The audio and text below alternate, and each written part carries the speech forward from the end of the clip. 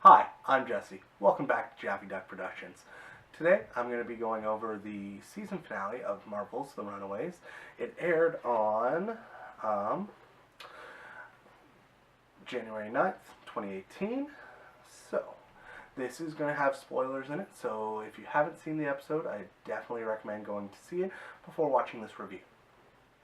Alright, let's get started. So, the main villain of this season, it has been revealed, is Julian Mahoan, Jonah character. He seems like a light alien, maybe? Not entirely sure there. But he's the one that brought the Pride together.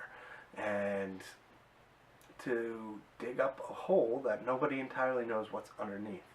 Apparently it's a resource for infinite energy that will make them a lot of money.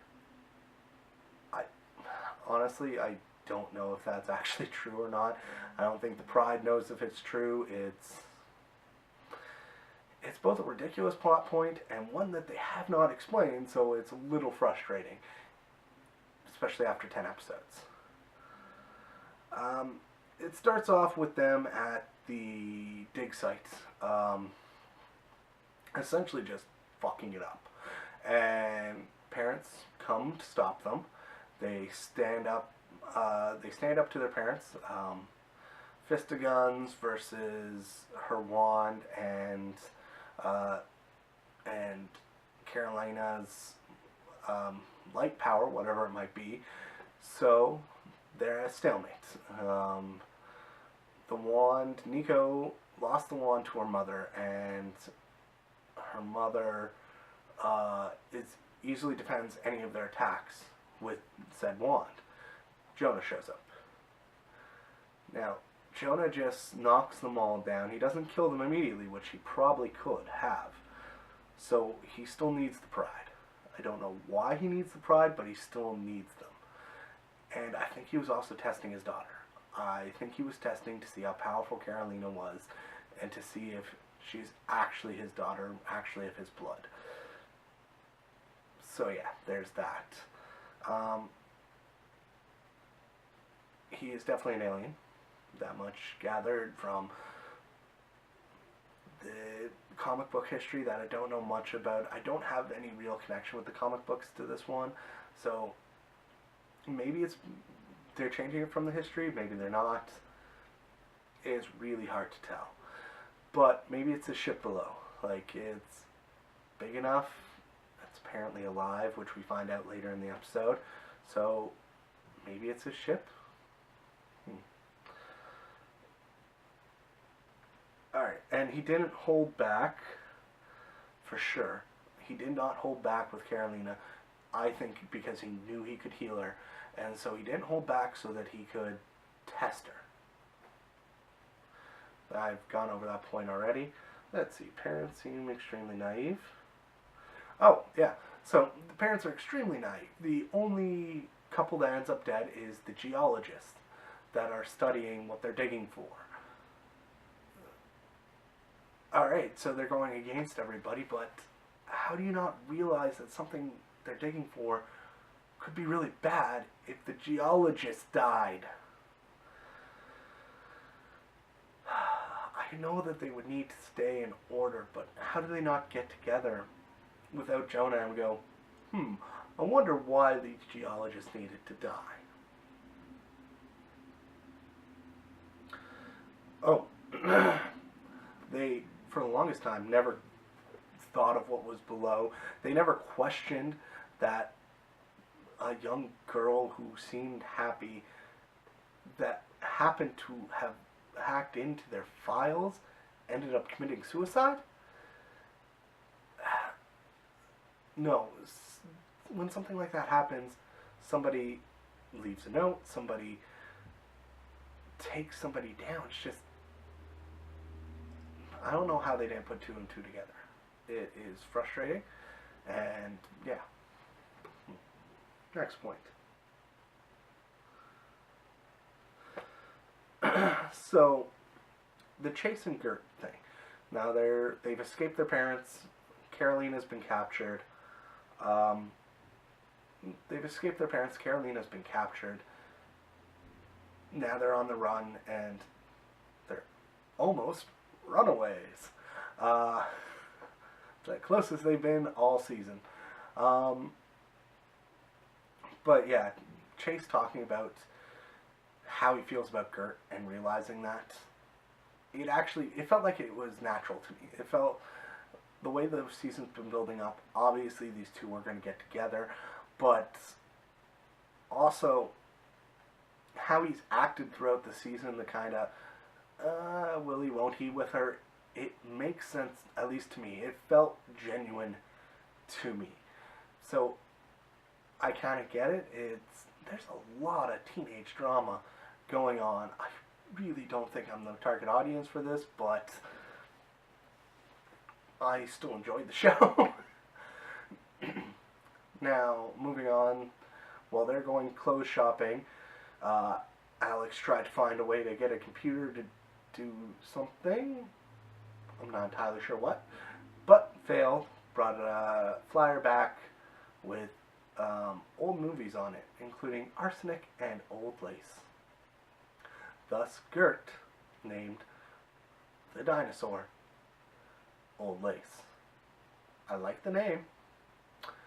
Really forced way to get there. But then again, how often do you hear Arsenic and Old Lace together, and that's the name from the comics, so at least they kept it. Alright, so they all decide to, A, leave Old Lace there, B, they're going to go down and contact somebody in the church to see if they can get to Karolina. Somebody in the church is Vaughn. He's a very, very strange fellow. 6 shots of espresso? Really? Who the fuck does that? And how do you like that? Looking at you, Nico. That's disgusting. A lot of energy, but disgusting. So, yeah, that fails horribly. Makes fun of Gert's wig, which is fine. She's a person with weird hair. I don't know why a green wig is the perfect disguise for her. She has purple hair. Wow. Dyeing her hair would probably have been a better thing. Maybe even brown. So she doesn't stand out. Oh my god. Too much work. Oh, Gert really sells that connection with Old Lace. Like, I believe that she has a connection with that dinosaur. There's a stupid joke about it later, which is annoying. Alright, so we move on to Jonah and Karolina. Karolina finally wakes up. Jonah's there. Jonah reveals that he's her father, and he doesn't want to be alone. That makes sense. That's stereotypical for any alien on Earth, anybody with superpowers that finds somebody of his own kind. He's really happy about it. That makes sense.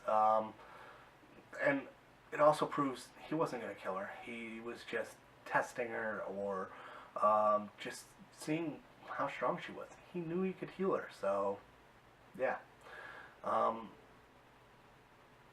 So, what's next? Oh, Leslie seems to be as in the dark about this as everybody else. She didn't realize Karolina's powers, even though she was very certain that she was Jonah's child.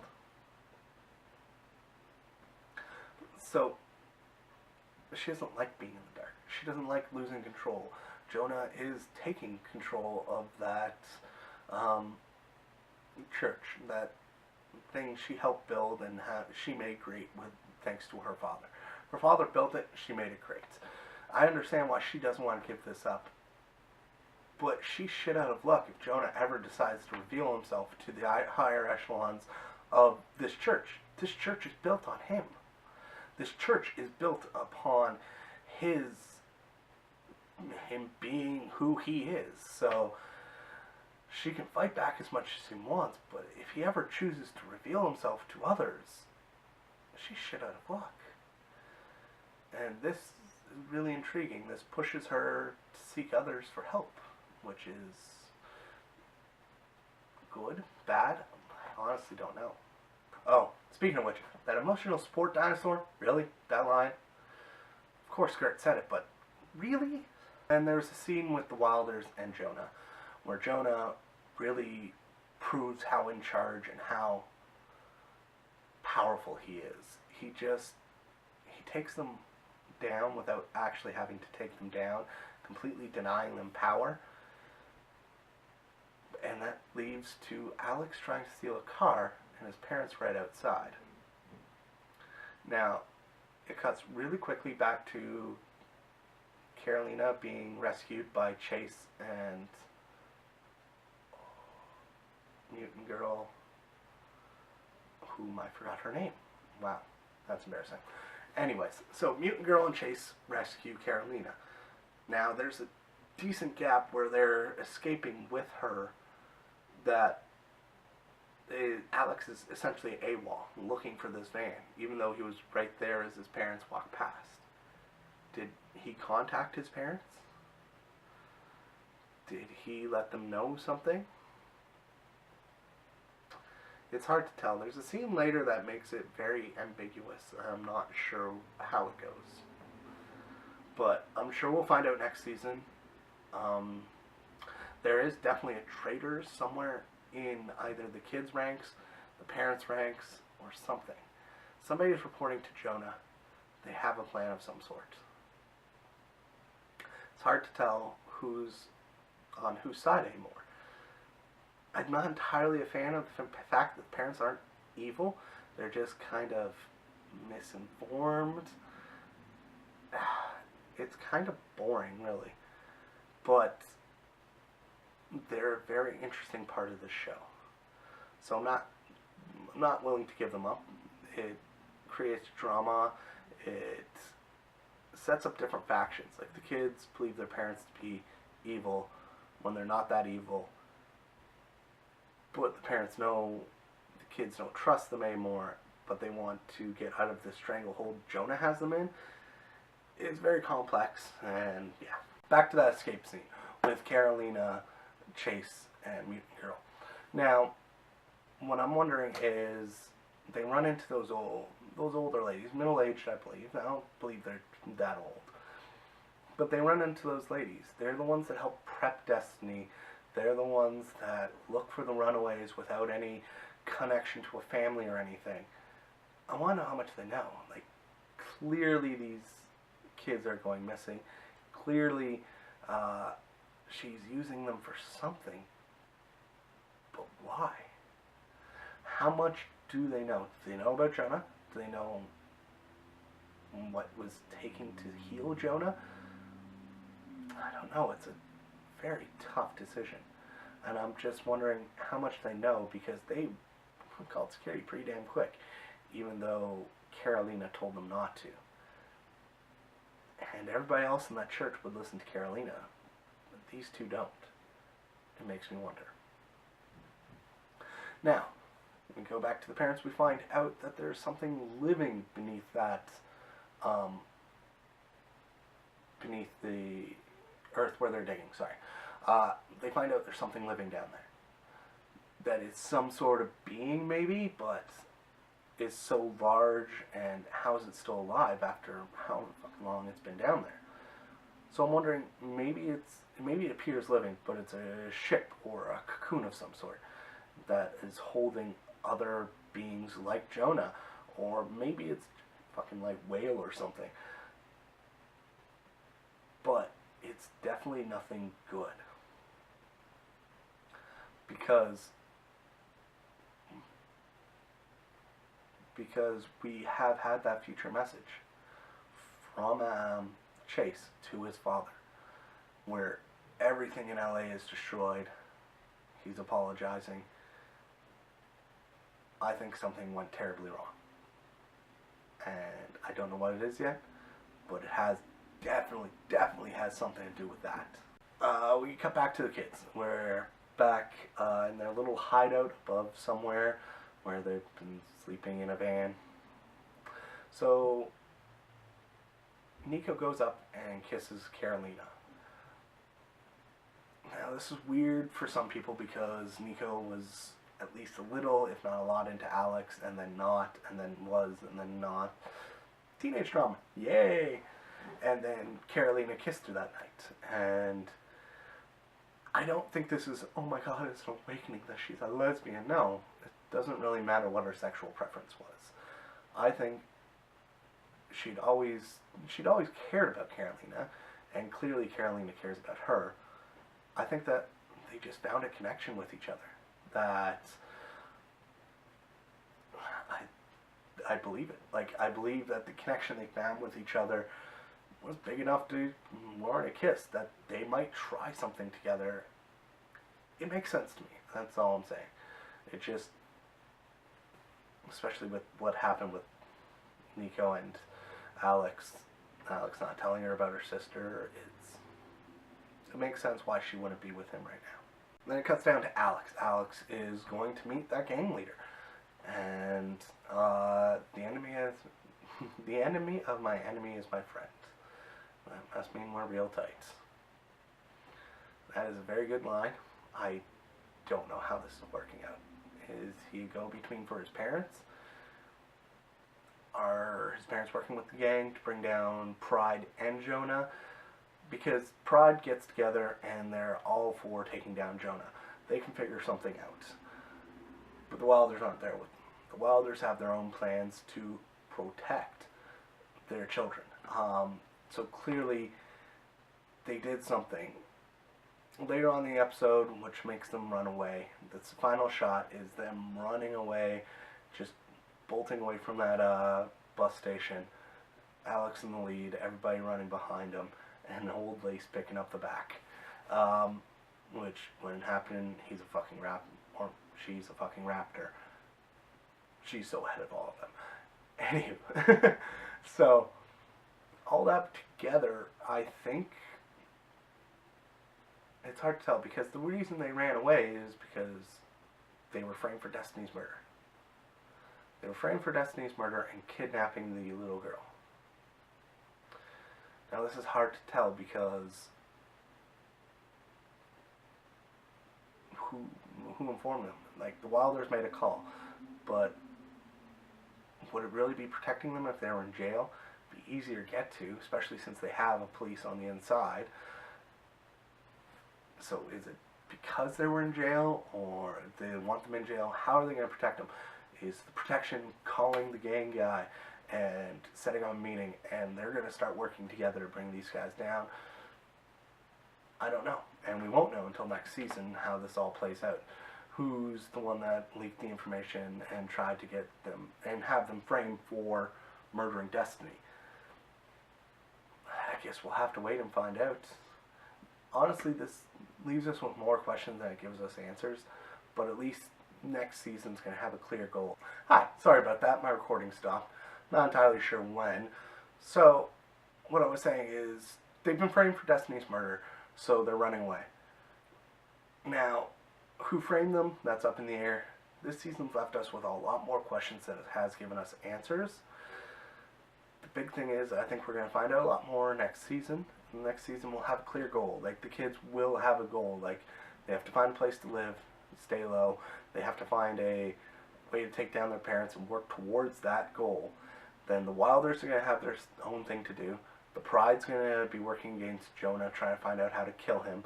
And then Jonah has his own little faction. He has his informant, and he has Karolina's non-biological father working with them. To them, the only thing that matters is Karolina staying alive and whatever else Jonah has planned.